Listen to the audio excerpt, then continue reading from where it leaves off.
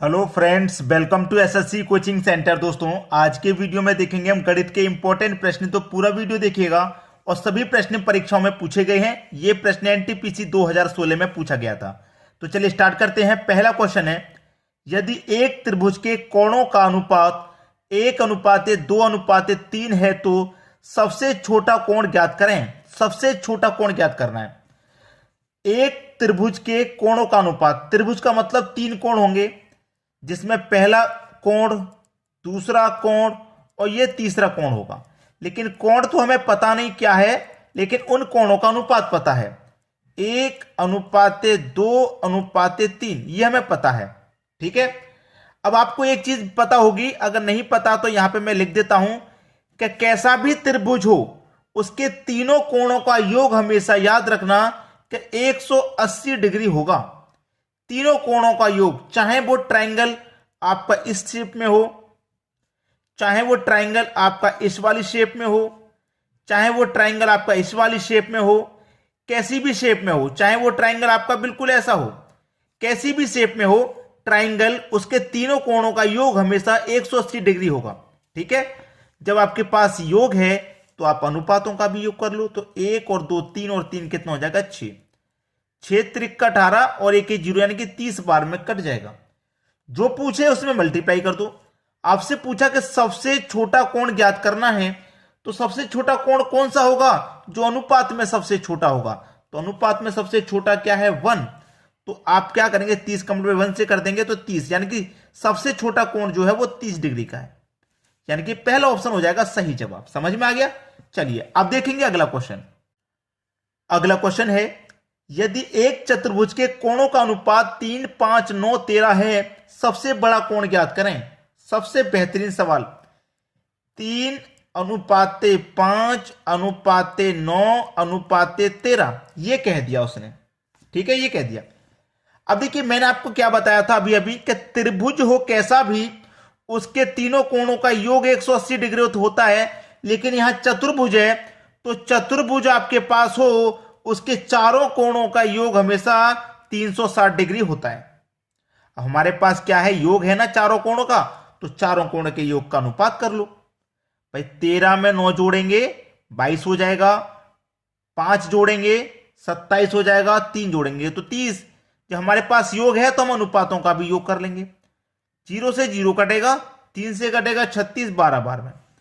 सबसे बड़ा कोण ज्ञात कीजिए। सबसे बड़ा कोण जो अनुपात में सबसे बड़ा होगा, तो सबसे अनुपात में बड़ा कोण है 13। तो 12 का मल्टीप्लाई कर दो 13 से। 12 त्रिक का 36 का 6, कैरी का 3, 12 कम 12 जोड़ दो कैरी का 3 तो हो जाएगा 15। यानी कि सबसे बड़ा कोण जो होगा वो 156 डिग्री का होगा। यानी कि बी ऑप्शन हो जाएगा सही जवाब। आसानी से समझ में आ गया। चलिए अब देखेंगे अगला क्वेश्चन। अगला सवाल है, यदि एक त्रिभुज के कोणों का अनुपात 1, 4, 7 है तो सबसे बड़े कोण का सबसे छोटे कोण से अनुपात ज्ञात करें। त्रिभुज है ना, इसके 3 कोण होंगे। 3 कोण, तीनों का हमारे पास अनुपात है 1, 4 और 7। ये तीनों कोणों का हमारे पास अनुपात है। और त्रिभुज के तीनों कोणों का योग क्या होता है? 180 डिग्री। मैंने पहले ही बता दिया। तो अनुपातों का भी योग कर लो। 7, 4, 11 और 1, 12। 12 से कटाएंगे कितनी बार में कट जाएगा? 180, 15 बार में कट जाएगा। सबसे छोटे कोण और सबसे बड़े कोण का पूछा है, तो 15 कोण पे सबसे छोटे कोण से कर दो, यानी कि 1 से 15। और सबसे बड़ा कोण अनुपात में 7, तो 15 कोण पे 7 से कर दो, 15 7 105 हो जाएगा। इनका अनुपात पूछ रहा है, इनका हमसे अनुपात पूछा है। अब एक बात हमेशा याद रखना, मैं जो बताने वाला हूं कि प्रश्न को सही से पढ़ना। प्रश्न में क्या है? सबसे बड़े और सबसे छोटे। पहले क्या क्या है? सबसे बड़े। तो सबसे पहले क्या लिखेंगे? सबसे बड़ा। तो सबसे बड़ा क्या था? 105 था। और सबसे छोटा बाद में लिखेंगे, क्योंकि बाद में सबसे छोटा बोला है, तो सबसे छोटा 15 है। अब जो इनको कटाने के बाद आंसर आएगा वो बिल्कुल सही होगा। ठीक है, कटा लो। 15 एकम 15, 15 सत्ते 105, यानी कि 7:1 बिल्कुल सही जवाब। 7:1 बी ऑप्शन। इस बात को हमेशा नोट रखना कि जो पूछ रहा है उसे पहले लिखना है। क्लियर हुआ? चलिए अब देखते हैं अगला सवाल। अगला सवाल है, यदि एक त्रिभुज के कोणों का अनुपात 2, 3, 7 है, पहला, दूसरा और तीसरा। ठीक है, ये हो गया। क्या है? 2, 3 और 7। अनुपात के तीनों कोणों का योग 180 होता है, तो अनुपात का भी योग कर लेंगे 12 हो जाएगा। 12 से कटा दो 180 को तो 15 बार में कट जाएगा। पूछा क्या है, बड़े कोण का छोटे कोण से अनुपात। ठीक है, बड़े कोण का छोटे से, तो 15 कोण पे 2 से कर दूंगा 30, 15 का 7 से कर दूंगा तो वही 105 आ जाएगा। लेकिन बड़े कोण का तो सबसे पहले बड़ा कोण लिख लो, पहले बड़ा कोण का है, बाद में छोटा कोण का है, तो बाद में छोटा लिखना। अब आंसर सही आ जाएगा, याद रखना। 15 से कटा दो 2 बार में और 15 से कटा दो 7 बार में, यानी कि 7:2 बिल्कुल सही जवाब है अब आपका, 7:2। पहला ऑप्शन बिल्कुल सही। क्लियर है? चलिए अब देखेंगे अगला क्वेश्चन। अगला सवाल है, यदि 3 संख्याएं 1, 3, 5 के अनुपात में हैं तथा उनका योग 10,800 है, तो तीनों में से सबसे बड़ी संख्या ज्ञात कीजिए। पहली संख्या, दूसरी संख्या, तीसरी संख्या, इनका हमारे पास अनुपात है 1:3:5। कैसा है भाई, क्या दे रखा है, सबसे बड़ी संख्या पात करनी है और तीनों संख्याओं के हमारे पास योग दिया गया।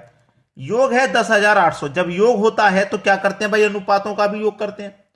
अनुपातों का योग कितना हो जाएगा, 5 और 3 8 और 1 9 हो जाएगा। कटा लो 9 से, 9 1 कम 9 कटेगा, 1 बचेगा 18, 9 दूनी का 18 और 2 0 आ जाएंगे, यानी कि 1200 बार में कट गया।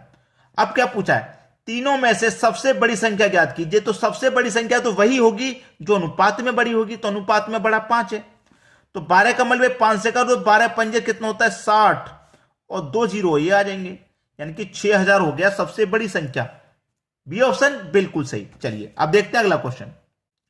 अगला सवाल, यदि 3 संख्याएं 4, 5, 7 के अनुपात में हैं, 4, 5 और 7 के अनुपात में हैं ये तीनों संख्या। ठीक है, ये पहली संख्या, ये दूसरी संख्या और ये तीसरी संख्या हो गई। उनका योग है भाई 320 का। जब योग है तो अनुपातों का भी योग कर लें। 4, 5, 9, 9, 7, 16 कटा दो, 16 दूने का 32 और 1 0 20 बार में कट गया। पूछा क्या है, सबसे छोटी तथा सबसे बड़ी। सबसे छोटा वही होगा जो अनुपात में छोटा होगा। 20 का मल पे 4 से कर दो 80। सबसे बड़ी जो अनुपात में बड़ी, यानी कि 7, 7 दूने का 14 यानी कि 140। पहले सबसे छोटी कहा गया था तो हमारा सबसे छोटी लिख रहा है, सबसे बड़ी बाद में कहा है, सबसे बड़ी बाद में लिख रहा है। ठीक है, इनका क्या पूछा उसने, योगफल, तो दोनों का योग कर दो। 80 और 140 कितना हो जाएगा, 80 और 140 हो जाएगा भाई 220। ये आपका सही जवाब, सी ऑप्शन बिल्कुल सही हो जाएगा। अब देखेंगे अगला क्वेश्चन। अगला सवाल है, 176 रुपए को 2, 5, 6, 9 के अनुपात में विभाजित किया जाए तो रुपए उनके संबंधित अनुपात में होंगे। रुपयों को अनुपात में बताना भाई, यानी कि 2, 5, 6 और 9 इस अनुपात में है। रुपए का योग है 176, तो अनुपातों का भी योग कर लो। 9 और 6 15, 20 और ये 2 22, 22 हो गया। जब योग होता है तो अनुपात का भी योग करते हैं, तो 22 से इसको हम कटा देंगे, ये 8 बार में कट जाएगा। 8 कमल पे 2 से करो 16, 5 से करो 40, 8 6 48, 8 9 72। किस ऑप्शन में भाई, सबके रुपए अलग अलग हमने डिवाइड कर दिए। ठीक है, इसको मिलेंगे 16 रुपए, इसको 40, 48 और 72। 16 40 48 72, 16 40 48 नहीं है, 16 40 48 नहीं है, 16 40 48 है, 72 भी है। तो ये आपका थर्ड ऑप्शन सही हो गया, सी ऑप्शन। आसानी से हो गया। चलिए अब देखते हैं अगला सवाल। अगला सवाल, मां ने अपने बच्चों अरविंद, विनु और चित्रा को अनुपात 2, 3, 4 में कुछ धनराशि बांटी। यदि बिनु को 51 रुपए प्राप्त हुए, बिनु को अनुपात में 3 प्राप्त हो रहे हैं, रुपए कितने प्राप्त हो रहे हैं 51, यानी कि 3 की वैल्यू 51 के बराबर है। 3 अनुपात की वैल्यू 51, तो 1 अनुपात की वैल्यू कितनी हो जाएगी भाई 17। तो चित्रा और अरविंद द्वारा प्राप्त धनराशि कितनी है, 1 की वैल्यू 17, तो 4 की वैल्यू कितनी हो जाएगी 17 चौके 68, 2 वैल्यू 17 दूनी 34। तो दोनों का योग पूछा है ना, दोनों को प्राप्त धनराशि कितनी है भाई 34 और 68 है। 34 और 68 किस ऑप्शन में है, 34 और 68 बी ऑप्शन में है, यानी कि बी ऑप्शन आपका सही जवाब है। ठीक है, आपसे पूछ रहा था कि चित्रा और अरविंद, पहले चित्रा कहा गया तो पहले चित्रा की दिखाई गई है यहां पे 68, बाद में अरविंद कहा है तो बाद में अरविंद की दिखाई गई है 34। तो जो पहले पूछा जाता है उसे पहले दिखाते हैं। ये बात आप मैं बार बार बता रहा हूं आपको। क्लियर है? चलिए अब देखते हैं अगला सवाल। अगला सवाल है 130 रुपए 3, 6, 8, 9 के अनुपात में बटा है, प्रत्येक को दी गई राशि है। भैया 3, 6, 8 और 9 के अनुपात में बांटे गए हैं 130 रुपए। तो किसके हिस्से में कितना आया ये बताना है।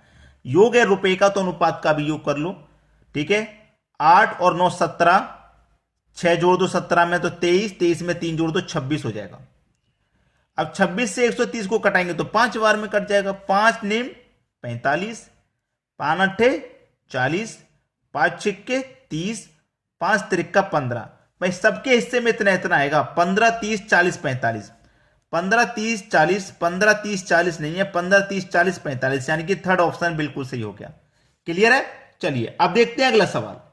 अगला सवाल है अमन, अशोक और आलोक के बीच 315 कंचे 7, 3, 5 के अनुपात में वितरित किए जाते हैं। अशोक की तुलना में अमन को कितने कंचे अधिक प्राप्त होंगे, यानी कि अधिक मिलेंगे। 3 व्यक्ति हैं, अमन, आलोक, अशोक, सॉरी पहले अशोक है, आलोक नहीं, पहले अशोक है, बाद में है आलोक। ठीक है, ये 3 व्यक्ति हैं। इनके बीच में कंचे बटे हुए हैं 7:3:5। कंचों की संख्या है 315। कंचे की संख्या है यानी कि कंचों का योग है तो अनुपात का भी योग कर लो। 5 और 3 8, 7, 15। 15 दुने का 30, एक बचेगा 15, 15 एकम 15। 21 का मल्टीप्लाई 5 से कर दो, 21 का मल्टीप्लाई 3 से कर दो, 21 का 7 से कर देंगे, सबका निकल के आ जाएगा मान। लेकिन हमसे क्या पूछा है? हमसे पूछा है अशोक की तुलना में अमन को कितने कंचे अधिक मिले। अशोक की तुलना में अमन को 21 का मल्टीप्लाई 3 से कर दूंगा 63, 21 का मल्टीप्लाई 7 से कर दूंगा तो 147। ठीक है, तो अशोक की तुलना में अमन को कितने कंचे अधिक मिले। अशोक से अमन को कितने कंचे अधिक मिल रहे हैं? 63 से 147 मिल रहे हैं ना, कितने अधिक मिल रहे हैं? तो क्या करूंगा, 147 में से 63 को घटा दूंगा, यानी कि 84 कंचे अधिक मिल रहे हैं। 84 कंचे अधिक मिल रहे हैं, ये आपका सही जवाब है। तो आज की वीडियो में इतना ही दोस्तों। कैसा लगा वीडियो कमेंट करके जरूर बताइएगा। लाइक कमेंट शेयर जरूर करें। ठीक है दोस्तों, धन्यवाद।